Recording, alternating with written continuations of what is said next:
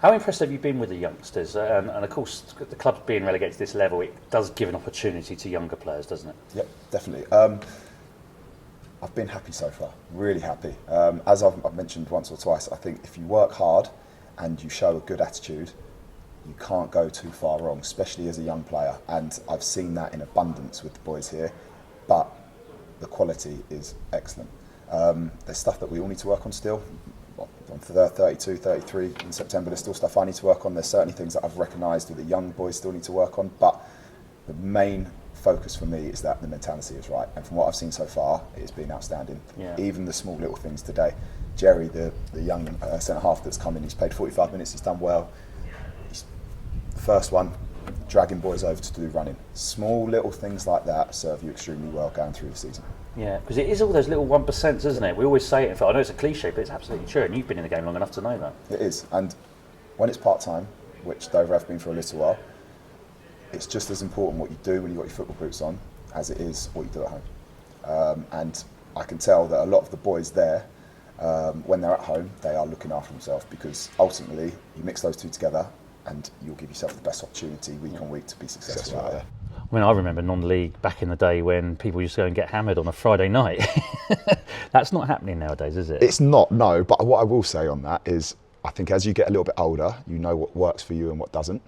I would always encourage the younger players to go down the more professional route, but I've also played with people over the years at Dover, I won't mention names, but people will probably know, at Aldershot and at Whitehawk, who, let's say, aren't your model professionals, but as long as they turn up on a Tuesday night or a Saturday and they perform, you've got to do what works for you. Yeah, but if you're a young lad who wants to become a pro, Yep. you've got to get into good habits. Definitely. Of course, players that are older and have been there, done it, Yep. are sort of at the end of their career, that can be a little bit different. But if you are a young pro and you want to go and join a football league side, Yep. there's no compromises there, is there? There isn't. You could be the best player in the world, but if you turn up and you're late or your habits aren't good, your body language isn't good, they will send you straight back in. They won't even give you a chance. Those are the basics. They are the non-negotiables that today's football players, the modern football players, need. Now, when you were here previously, I think you played for 3 different managers, am I right? Nicky Forster, obviously Chris Kinnear, and then Hess at the end. Can you just explain to me how all 3 were different in their ways, and what you took from each one of them? Okay, first what I'd say is there's no right or wrongs. I believe in football, in management. Nicky Forster, to my memory, I think he was previously at Brentford. I think he'd won the FA Johnston's Paint Trophy. Paints, yeah. And he came down with a wealth of experience and extremely successful football career personally. Ultimately, after the 6 months that he had here, didn't really work out or was it a year and a half potentially? Yeah. I think I came in the second season, didn't work quite well for him, but I learnt a lot from him as a player, because I was at Brighton with him and he was 35, 36 and he was still banging in goals in League One, so you cannot knock that. Chris has gone over, I learned a hell of a lot from him. And Hess was very different to Chris, again, not right or wrong. Let's say you need to be a little bit more thick-skinned with Hess, but again, right or wrong, he's been extremely successful as a player, extremely successful in football as he's gone up through the ranks. And I enjoyed working with all 3 of them and learned a lot. But just due to the amount of time that I spent with Chris and Jake, that I definitely learned the most off them too. Yeah. Now, Chris, of course, is the most successful manager in this club's history. There's no doubt about that. What do you think it was that made Chris successful? I mean, obviously the players, Yep. but how did he get the best out of the players? How did he, create teams that would win week in, week out? I think a relaxed environment was the most important. A trust, I think, it was there as well. And also, he was an extremely good man manager. He worked out very quickly, and I clocked it early doors, that certain boys needed an arm around the shoulder, certain boys needed a kick up the bum, and certain boys needed a bit of the two, depending on what day of the week it was. And he was very good at doing that, because from what I've seen in football and in life, if you are managing a team, regardless of what field it's in, if you go with a blanket approach and treat everybody the same, you are not maximising what you get out of each individual player. And Chris was a master of that. Yeah. What's your favourite anecdote of Chris, if there was one? Interesting. I put on the spot there, haven't I? Yeah, I used to just like the fact that everyone used to refer to him as the school teacher, and he, instead of getting annoyed, he used to bring it in and kind of radiated off that. And if anything, he came in even more school teacher-like. I remember a few trousers maybe a little bit higher than possibly they should have been. the tie a little bit too tight. But yeah, no, I've got a hell of a lot of time for Chris, and yeah. Now, when you left, how difficult was that to leave? Because as you say, you had been here 7 years. You were pretty much part of the furniture at that point. Yep. So it must have been tough. It was a little bit tough. I think it came at a good time, to be perfectly honest with you. I've been here since a young lad. I think I joined when I was 20 and left at 27. I think it was a good time to go. Obviously, I was disappointed to go, and sometimes when you jump into new experiences in life, you're a little bit hesitant. There was a little bit of hesitation there because you never really know what your future's going to end up with, but I was confident enough and had enough self-belief that I could stay at the level. And when Aldershot came knocking, after they got reprieved the season prior, it was a fantastic move for me because it had gone back into full-time football, although it was a little bit more of a journey. It's another club with good history, fantastic fan base.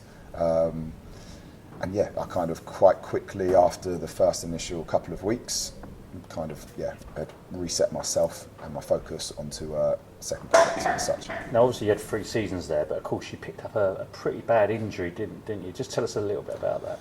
Yeah, so I had a very enjoyable 3 seasons there. I love my time at Aldershot, very good club. Unfortunately, I think it was probably 3 or 4 games before the end of the season. It was the bank holiday of April, and it was on the Monday. We were playing Eastleigh at home. Pretty much, ball's come in. I have come out, collected the ball. We were losing 2-1 at the time. I've decided to try and weave in and out of the crowd and in the penalty box to release the ball to try and start a counter-attack.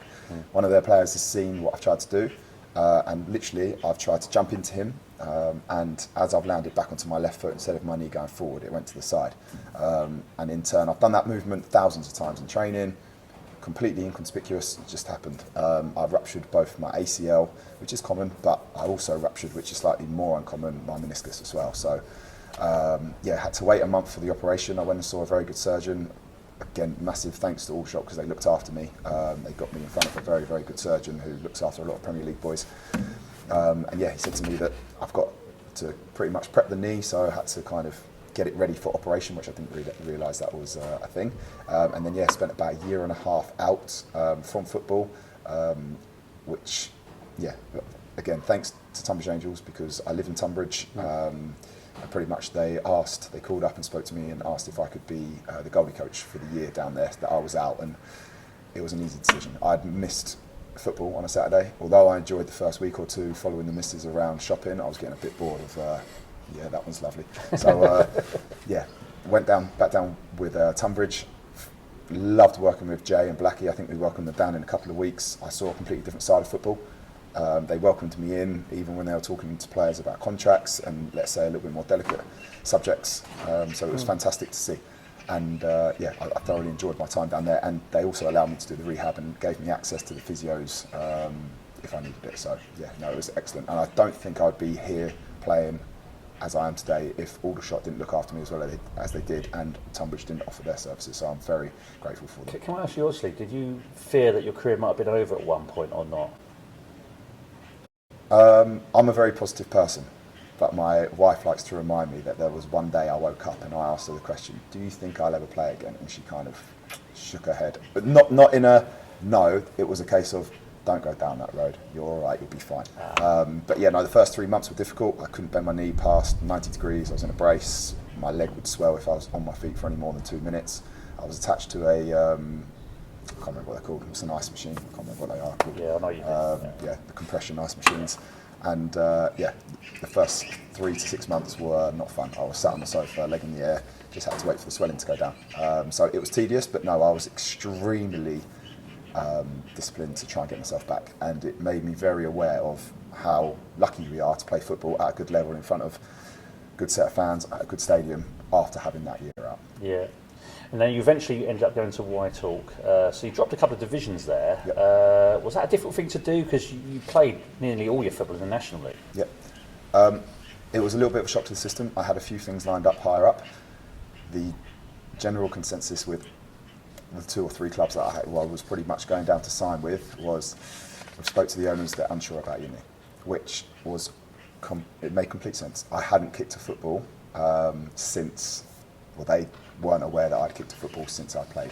And if you're going to be offering somebody a contract and you're making that a financial commitment, to someone who has come back from a serious injury, I can understand why there is that little bit of hesitation from there. So, yeah, pre-season didn't go quite as well as I would have hoped last season.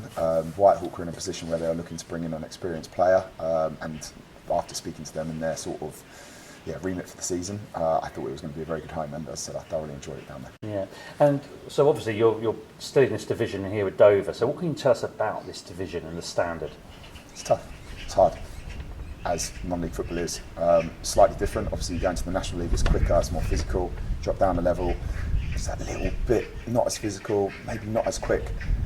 It was a tough league last year, really tough league. If anyone thinks that Dover or any other team in this league is going to turn up and win every single game, they're away with the fairies. It is tough. Every single point that you earn, whether it's a win or a draw, you earn it. And if you are not at the races, you will get turned over week on week.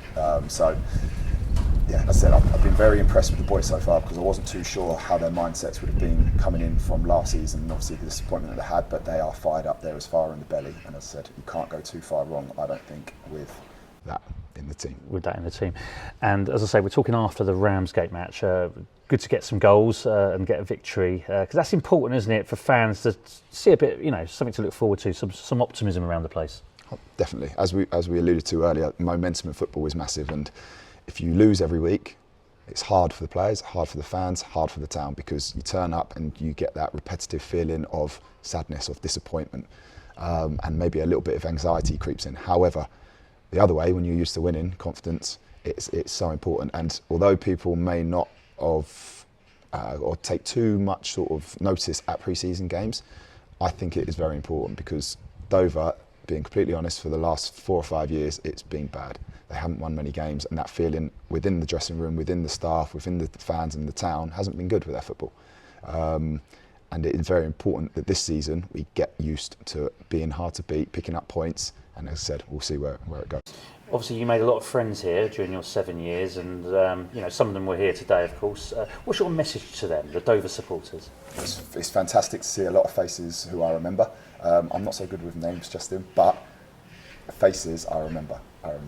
I just need reminding sometimes of someone's name, but it's fantastic to see the ones who I saw last time who were maybe knee-high and giving high fives to. Now they've got fully grown beards, or and they're a lot older.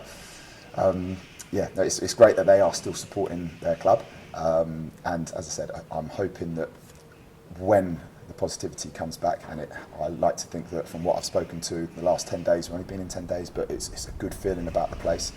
I'm sure that's going to snowball